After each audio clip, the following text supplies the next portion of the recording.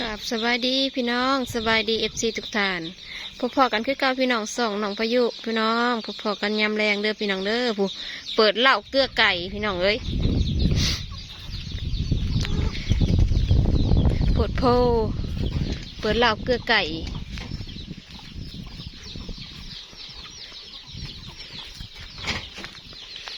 เกลือเป็ดเกลือไก่ไก่เป็ดไก่นี่สองเจ้าห้องพอน้องมีเน่กับห้องซาบุไรเน่ห้องซาบุไรมีแต่เป็ด7-8 9 โตนี่แหละก็เอาน้ำแม่มีเป็นแบ่งให้เลี้ยงก็เลี้ยงอะทูยาอะทูนา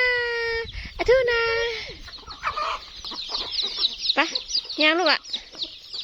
ช่องไอ้น้องย่างยำแรงเกลือเป็ดเกลือไก่พี่น้องเอ้ยแต่บรรยากาศซีนเย็น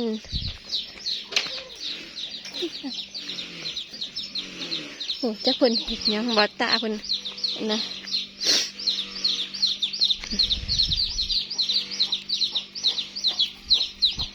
บาตาคนยังนั่น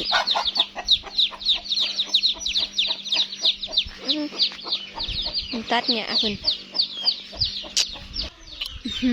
ไก่มาเบิ่งเนี่ยไข่ไก่นี่มันตกลงเลยนี่แม่นตกแตกเบิ่งละบ่นอนเผาไข่อยู่เนี่ยไข่ไก่มันตกลงเลยนี่แม่นแตกละบ่ไก่นี่ฮะนะ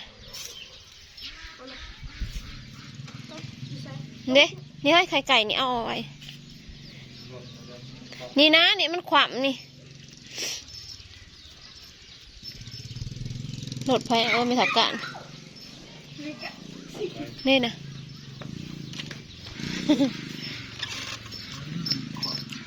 แตกแล้วปะจ๊ะบ่ยอมออกอีกได้โอ้ยนี่ไปเร็วโอ้เต้นดัง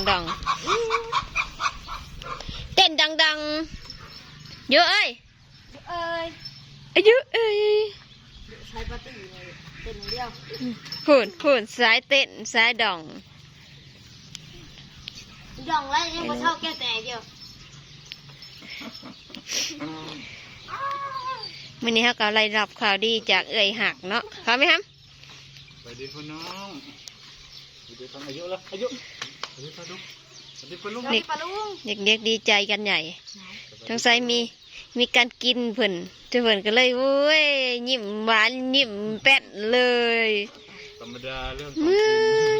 อายุผัดกินบ่ได้บ่ลุอายุกินไม่ได้บ่ลุอายุกินไม่ได้อันนี้ของลูกเอ๋ยเนาะเขากินมึงเนี่ยมองกองไผ่เพิ่นก็ยังอยู่นี่มาหนึ่งห่มยายทางแม่เพิ่นไปขุดมันเพิ่นเจ็บกระโตกระห่มเอ้ยสายไปมื้อนี้เฮาก็ได้รับข่าวดีจากเอ้ยฮักอยู่อเมริกามีเป็นเมตตาครอบครัวเฮากับขอบบุญขอบคุณหลายๆเฮาก็ดีใจขอบคุณคุณป้าไม่รู้ขอบคุณคุณป้าที่ผ่าเงินมาอย่างมาเลี้ยงคุณป้าก็คุณป้าฝากมาให้กับมาสมทบกับคุณยายเด้ขอบคุณแม่เนี่ยขอบคุณคุณยายแล้วก็ขอบคุณ FC ทีนะหากทุกคนที่สนับสนุนเฮาสนับสนุนเฮามาตลอดแต่บ่มี FC กับบ่มีเฮาวันนี้บ่มี FC กับบ่มีเฮาในมือนี้เนาะอยู่เนาะเฮากับบ่มีเฮาในมือนี้ฮะจับเจ้าจันผมบ่อยากการดอกกองมันกับเริ่มเต้นแล้วนะตื่นเต้นอีเด้มาเจอเดี๋ยวกันในเขาเกาะเนี่ยตื่นเต้นแล้วก็ว่าอย่างกับบ่เป็นไก่เวลาส่วนจีได้ไปหาเงินเลย เอาไปโยนน้ำแม่ก็ อยากไปหาเงินน่ะอยากไปหาเงินเพิ่นอยากไปหาเงินน่ะเพิ่นอยากเฮ็ดครัวให้มันแล้วได้นะ ไปได้เฮิงบ่ คิดฮอดลูก ไม่เช้ามือคือแต่ว่าจะ นอนหายแต่เอ้าแต่นะน้องเจยตะกี้นั่นเพิ่นไปเพิ่นนอนหายบ่พอบ่ได้เฮ็ดงานคิดฮอดลูกอันนี้ก็สิได้นอนหายคือเก่าแล้ว บ่ได้หายตอนนอน หึ หายตอนสินั่งรถไปนี่ประจำนี่ก็ได้เฮาขึ้นรถตัวนี่นะมันก็มืดไปสิไปอยู่บ่ซั่นน่ะ ไปคือเก่า เอ๊ะ บ่ไปก็คือเก่าแล้วเด้อ เฮือนไผเฮือนครัวบ่แล้วเนาะ มันยังบ่แล้ว เพิ่นจะได้เห็นเฮือนครัวให้มันแล้วเพิ่นน่ะจักสิแล้วบ่แล้วแหละ ได้จำได้ จักสิได้จำได้ยังบ่ฮู้ว่าสิได้จำได้ขอยเป็นขอยไปขอยหาไป เอา เพิ่นกินฮอดลูกเพิ่นก็เพิ่นดันคิดตอนนี้แหละ กลับมา ตอนอันขี่รถเพิ่นจากหมุกนี่แหละไป นั่งซ้ำนี้ขึ้นรถกำลังนั่งรอรถเนาะเวลาเห็นก้อย เงี้ยวขำ คำมามาเห็นไฟบาทนี่ ๆมือเก่าแห้งเจ๊ก พอสิหายลำเบิ่นเนี่ยเฮ้ยเฮ็ดได้อยากมันไม่แบบมันครอบครัวเฮาเนาะ ไปเดี๋ยว มันบ่มีไผหาบ่มีไผอยากจากครอบครัวหรอกแต่มันจำเป็นอ้าวในไส จับไป ในไส ข่าวดี ให้ข่าวดี อันนี้นี่เอง เอื้อยหักเพิ่นฝากมาจากอเมริกาเนาะเพิ่นมาฝากมาให้200 ดอลลาร์ดอลลาร์ เนาะ พัน 6,800จักบาท40 บาท 6,840 บาท โอ้ยเป็นบุญกุศล เนาะ